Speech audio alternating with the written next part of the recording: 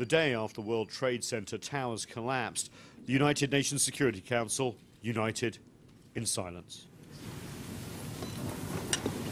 And then action, passing unanimously a sweeping resolution aimed at preventing another 9/11. For the UN, just a few kilometers from ground zero, it was personal too.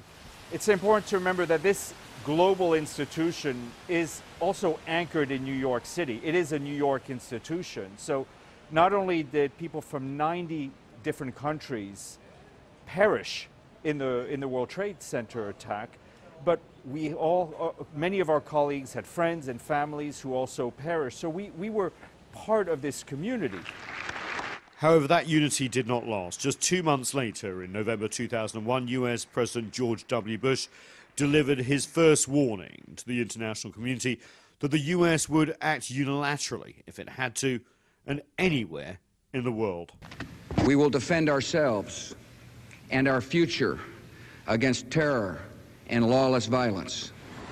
After what seemed at the time like a speedy victory over the Taliban, Washington then set its sights on Iraq and what turned out to be false claims about alleged chemical and nuclear weapons programs. Ambition and hatred are enough to bring Iraq and al-Qaeda together. United Nations weapons experts' findings ran counter to the US narrative, and the US failed to convince the Security Council to support the case for war against Iraq. It was a new low in relations between the United Nations and the United States, compounded when the UN headquarters in Baghdad was hit by a massive blast and a terrible loss of life in 2003. Then, UN Secretary General Kofi Annan went on to describe Washington's war against Iraq as illegal. I've stated clearly that it was not in conformity with the Security Council, with the UN Charter. It was illegal? Yes, if you wish.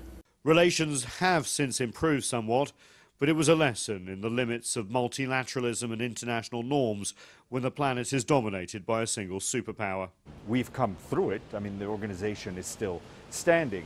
But it is a reminder that in all too many cases, member states will often act unilaterally in what they feel is in their own best interest. And the same applies, say UN officials, to the problems confronting the world 20 years on from 9/11.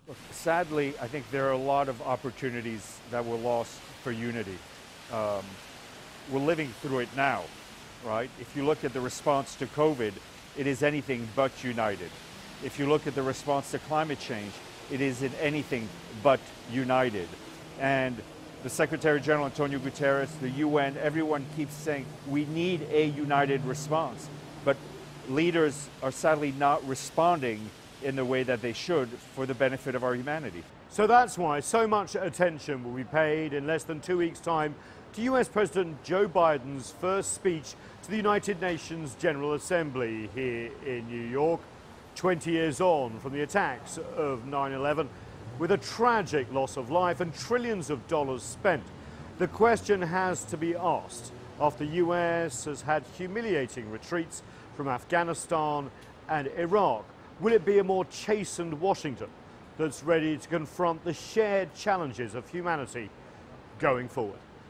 Nathan King, CGTN, New York.